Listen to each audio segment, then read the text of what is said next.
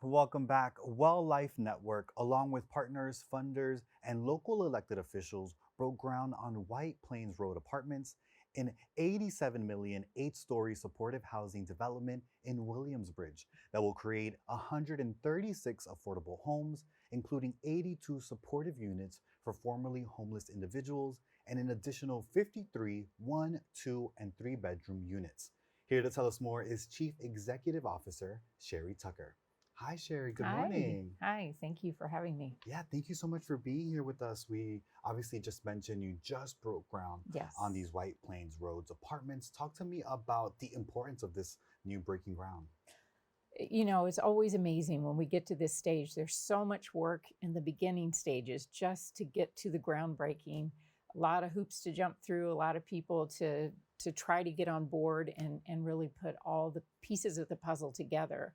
It's quite a complex funding structure and a lot of different parties play a part in it. So it's just an exciting day. It's one of those days that you just want to dance on that ground that you're breaking.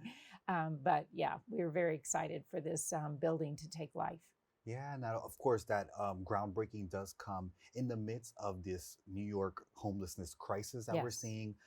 Some of the data that we were getting back is that the state controller announced that the homelessness here grew by 53.1% from January 2023 to January 2024. That's more than 4 times than the rest of the nation. We're also seeing homelessness in children grow as well, from more than 30,000 to over 50,000 as well from 2022 to 2024. When you hear those numbers as well, and obviously the timing of this groundbreaking, how essential is it to have something like this right now? It's critical. I mean, it's heartbreaking to hear those statistics, especially the children. That just grabs everybody's heart. So we work very hard at WellLife. Our mission is to provide support so people can thrive and live a well life.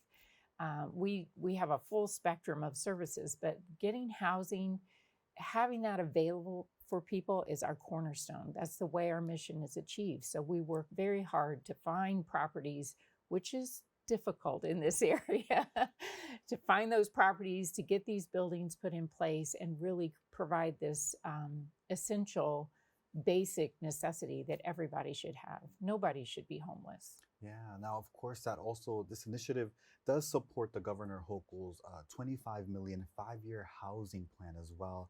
Uh, with this breaking ground, what are the goals for this plan to support Governor Hochul's plans as well and kind of work together in that sense?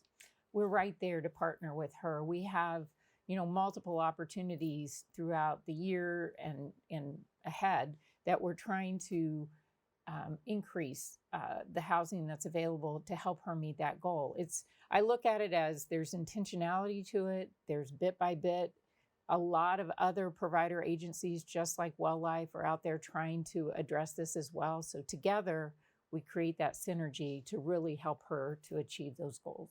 Yeah. Now, of course, when we talk about the development of these apartments, what is going to be included inside to help people with homelessness or other social services that they may need? Yeah. We at WellLife, we've worked very hard on trying to put together what we call our model housing program, where we just opened a building a couple years ago in Queens on Cypress Avenue, similar type of populations being served, half the size. So I'm very excited about this one that we found a property we could increase the size. But this is, it's not that we're just creating units or apartments for people. We're creating a new community. So we really work hard on trying to put in a lot of different types of supports that create that social fabric for people to get to know each other and build a bond and respect each other. And that's how the buildings just take on their own personality. And it's so fun to see the different things. Within this building, we'll have laundry on every floor. We'll have a workout center. We've got a beautiful outdoor area. I'm very much into gardening, so I'm always trying to incorporate some kind of green space that's very meaningful and purposeful for the individuals that will live here.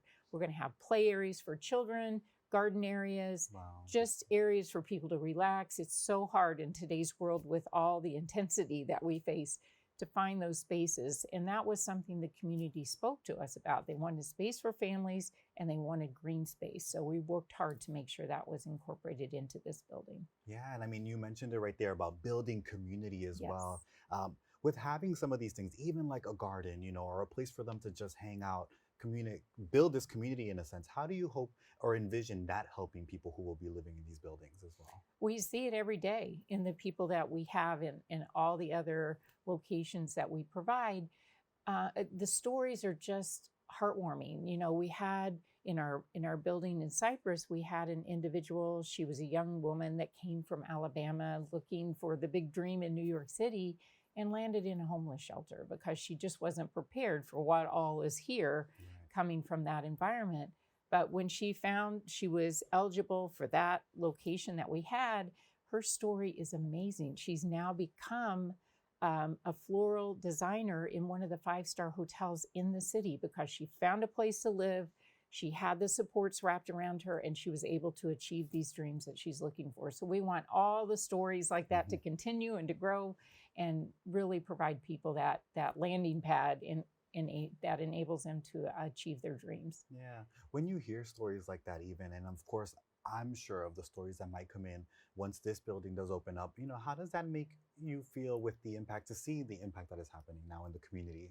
Makes me want to jump out of bed every morning to get to work, but there are challenges along with that. No, it's really the reason behind the work that we do.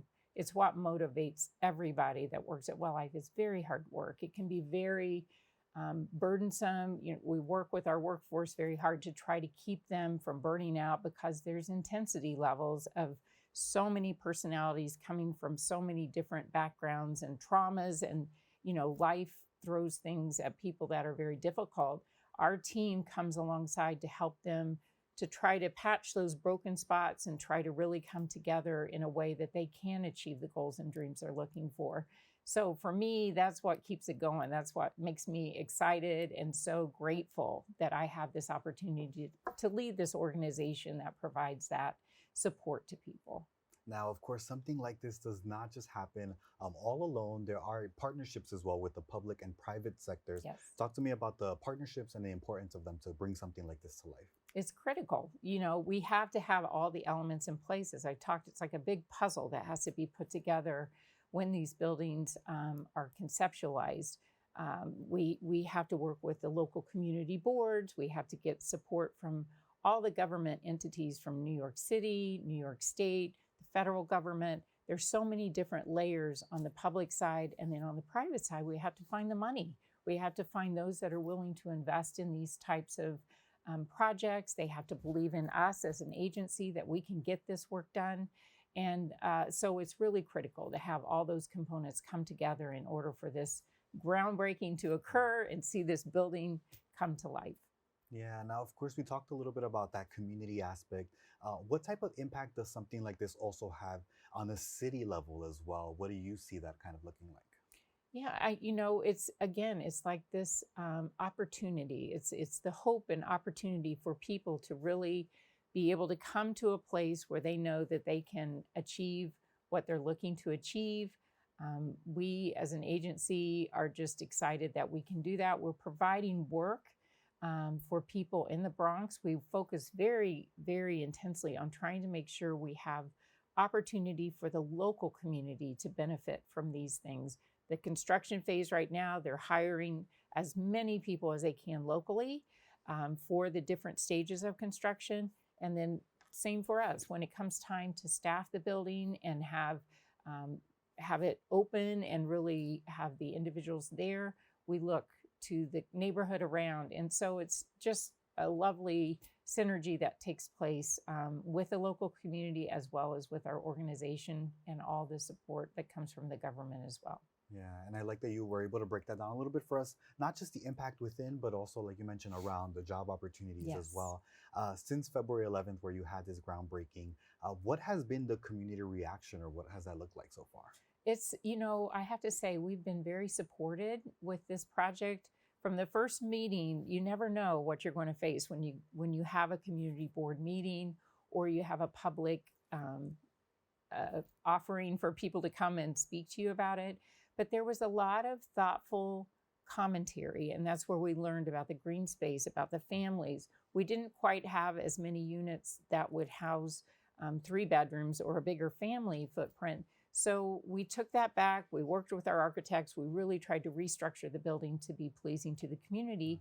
And with that, it became a partnership, not an adversarial, situation or any concern. So we're really excited to always be the best neighbor possible.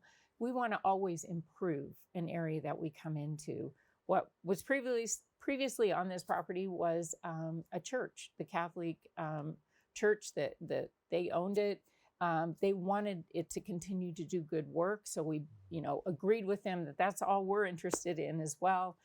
Now we're turning it into something that had really been abandoned into something that's going to be very much contributing to the thriving part of that neighborhood. Yeah, and I know we're definitely excited to continue to follow along and to see, all these services that you're mentioning as well come to life. With that, what's next, would you say, for WellLife Network as well? Well, we're always looking for properties. That's one thing, that's an area of growth that we focus on because, again, we really know that housing is a cornerstone for people. At the same time we're doing this project, we have one out on Long Island in Medford that will provide 67 units. So we're continuing to try to contribute to get more units out there for people, apartments for people to live in, new homes for people to enjoy.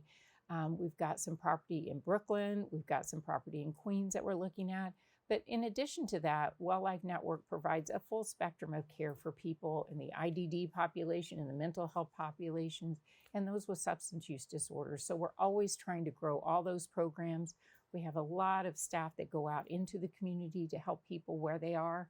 So we just are trying to do our best to improve and continue to grow and provide these supports that people need in order to live, a life they've dreamed of. Yeah, well, thank you again so much, Sherry, obviously, from breaking down even like the data and how it impacts, obviously, our community, how we're seeing it now, but also this monumental groundbreaking as well in our very own borough. So thank you so much again. Thank you for having me. Awesome. To learn more about this organization and all that they do, please go to their website at welllifenetwork.org. We have to take a quick break. We'll be back with more Open after this.